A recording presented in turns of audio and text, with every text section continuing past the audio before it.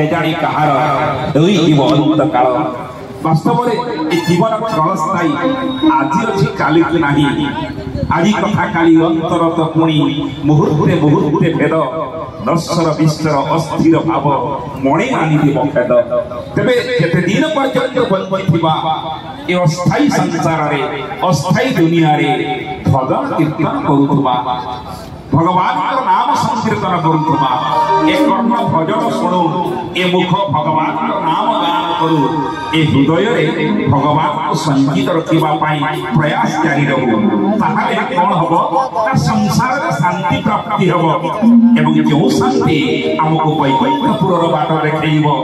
आगामी जीवन रे शांतिमय हबो संसार रे सुख संसार रे आमे कालातिपात करिबा तो सही ताहाई प्रयास पाई ताहारी उद्देश्य रे आज आमे समस्ते भजन श्रवण करिया पाई एमन जे निजर भजन रे निजर गायन रे रात्रि को मत आलोकित अभामाय करि पारंती से होचंती ऋषि प्रभा तांका पई जरदार करताल दिए दबा ऋषि प्रभा मैडम को एवं सुधाकर मैडम को एवं कुमार दिलीप को कही रखे मंच तले आम अंचल अनेक सुनामधन्य कंठ शिल्पी संगीत साधना करुवा व्यक्ति विशेष माने आपण को अपलक नयन रे चाहि रही छंती समाने आपण पाखु प्रेरणा पाइबे आपण पाखु शिक्षा ग्रहण करिवे एमाने आम अंचल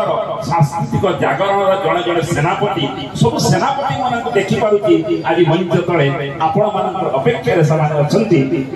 गोटे स्वर रे आपण भक्ति मिसाई देबे सेटा भजन हेई जीवो आमे सब दिन भगवान को देखंती ना जो दिन देखिबारे आपण भक्ति मिसाई देबे सेटा दर्शन हेई जीवो आमे सब दिन भगवान को मागंती ना जो दिन मागिबारे आपण भक्ति मिसाई देबे सेटा गुहारी हेई जीवो आम समस्तकर हृदय अछि ना जो दिन हृदय रे आपण भक्ति मिसाई देबे भगवान को पाई पथ प्रशस्त हेई जीवो पुणी भक्त पचारुथिले कहले प्रभु जदि भक्ति रे एते सामर्थ्य अछि ताले भजनर कोन आवश्यकता अछि पुणी उत्तर